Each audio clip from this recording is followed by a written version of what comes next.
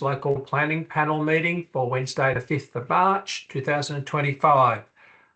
We only have one item in the public meeting items today, and the rest are non-public meeting items.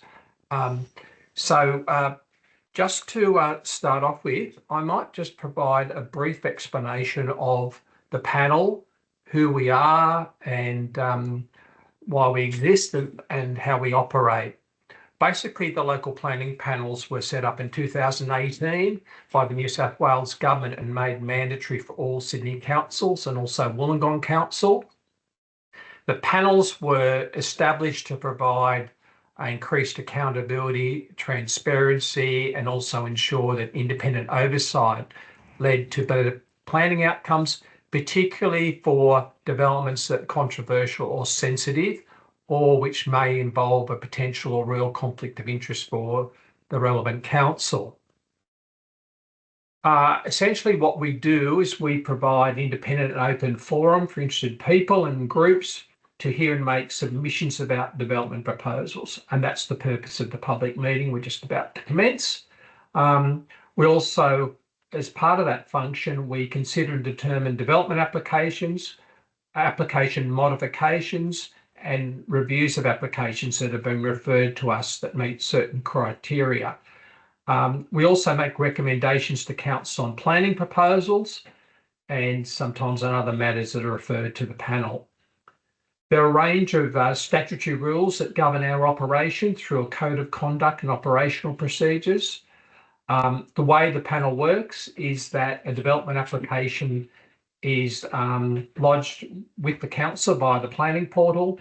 The council officers still assess the applications as per normal, and then they provide a report with a recommendation to the local planning panel.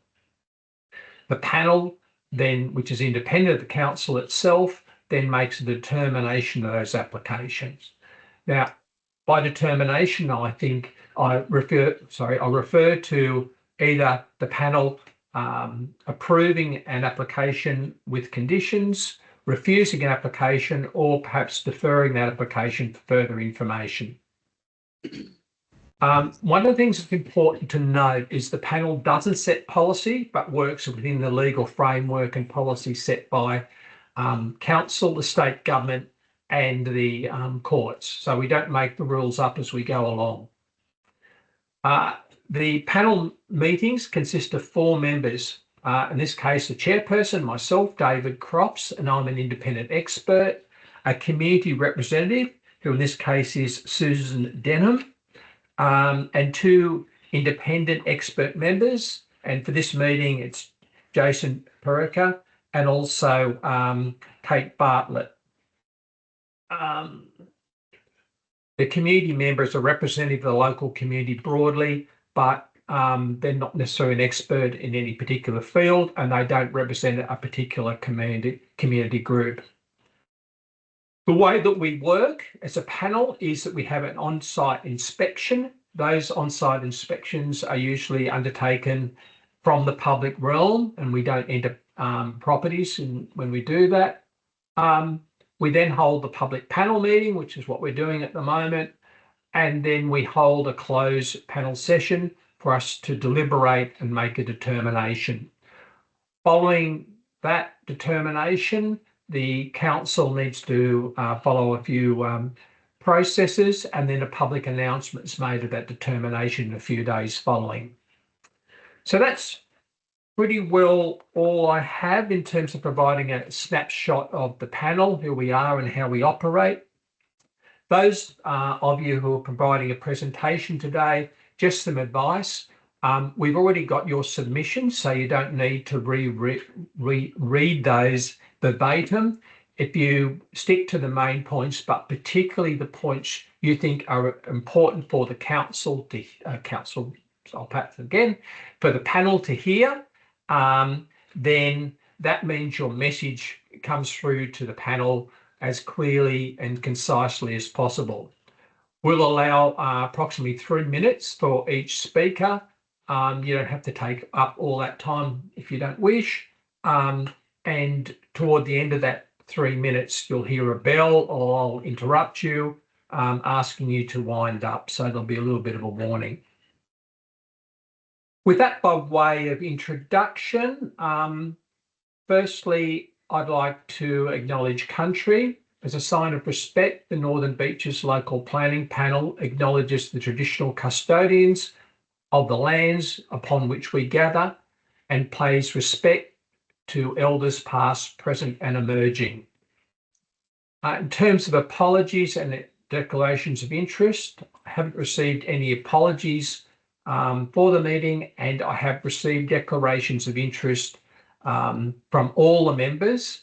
I've had a nil declaration of conflict of interest from 3 of the members, including myself, but one of the members, Kate Bartlett, has highlighted a reasonably perceived conflict of interest in relation to modification 2024/0419, which is at 34 to 35 South Stain, Manly.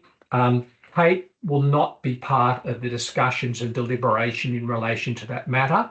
She's voluntarily withdrawn herself from that item because of that reasonably perceived conflict of interest.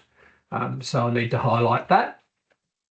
The minutes of the previous meeting, the panel notes that the minutes of the previous meeting held on the 19th of February were adopted by that meeting's chairperson and have been posted on Council's website. That then takes us to the first public meeting item for today, which is item 4.1, DA 2024/1134, which is 17 Tristram Road, Beacon Hill. That item is for the demolition of an existing dwelling and the construction of a centre-based childcare facility.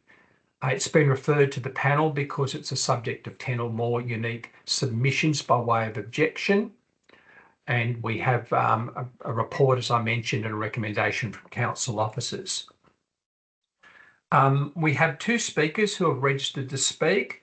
The first one is Julian Laidlaw, and the second one is Susan Patello. So I'll just check if you're online. Julian, are you online? Oh, so I can see you. Okay. So Julian, are you ready and able to make a short presentation, please?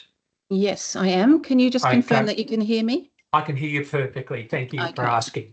First of all, so hi everyone. My name is Julianne Laidlaw and I live in Tristram Road, across the road and a little bit along from the proposed site for the childcare centre.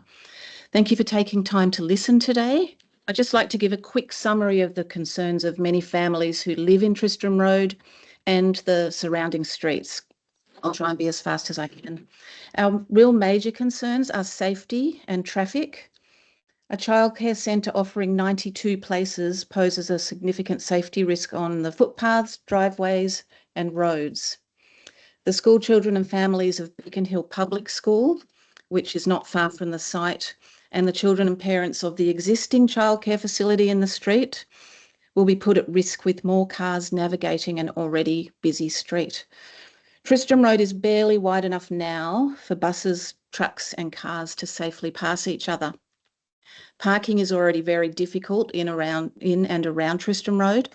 So adding up to 92 extra cars trying to pull in and out of a driveway across a frequently used footpath creates a higher risk of accident, we believe.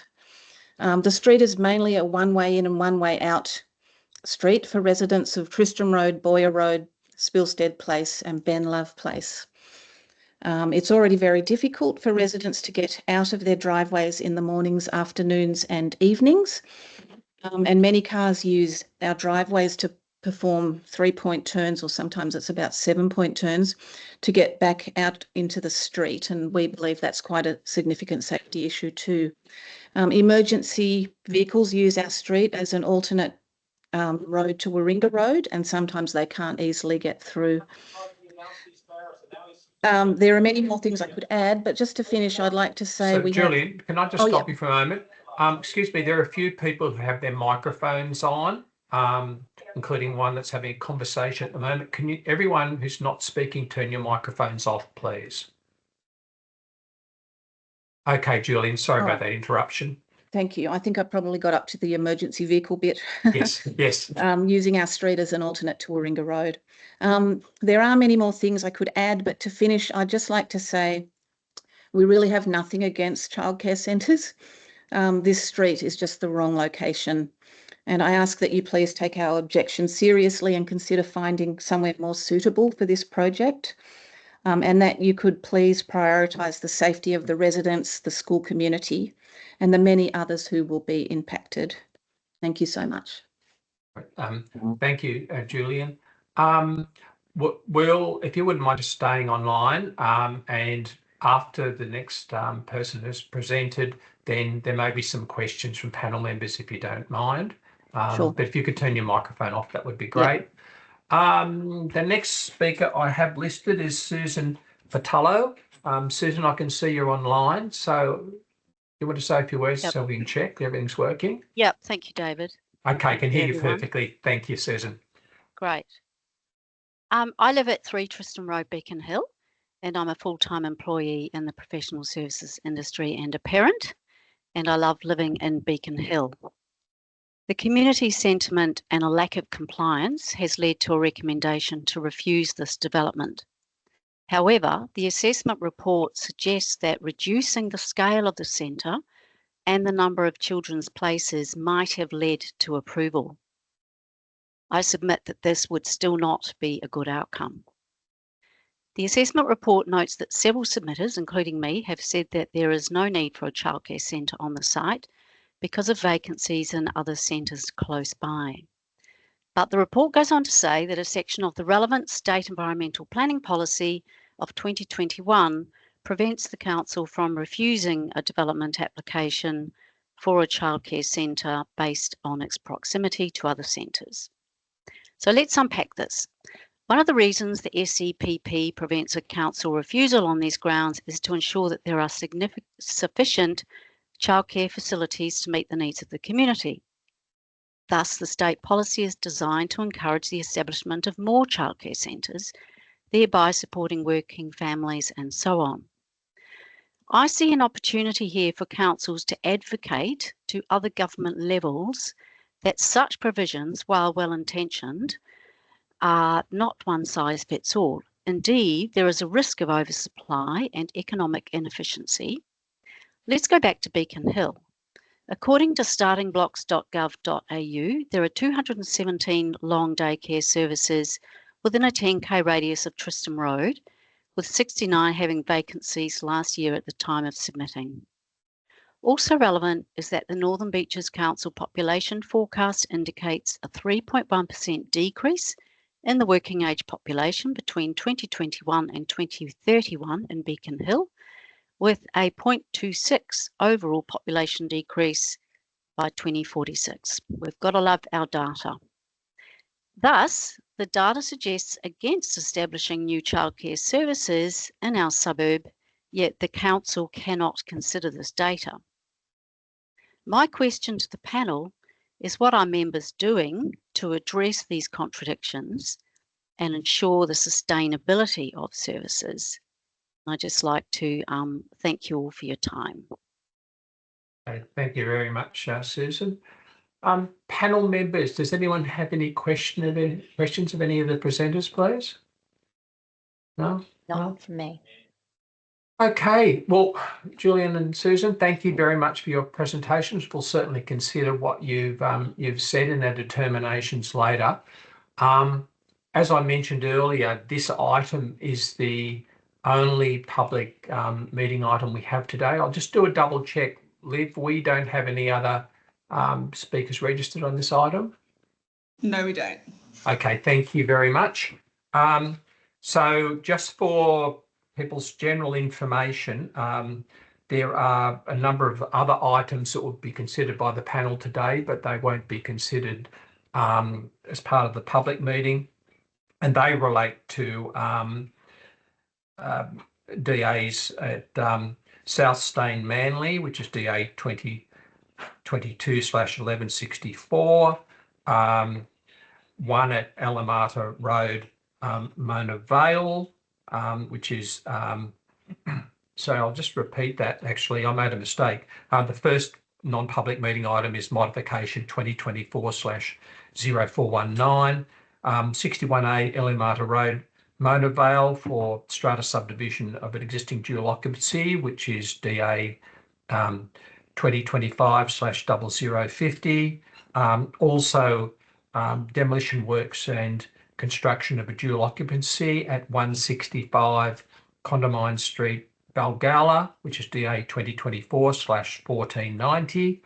And then finally, demolition works and construction of a retaining wall at 146 Hudson Parade, Clareville, which is DA 2024/1428. So if you're waiting to hear about those items, they'll be considered in camera by the panel, and the outcome of those considerations will be available several days from now.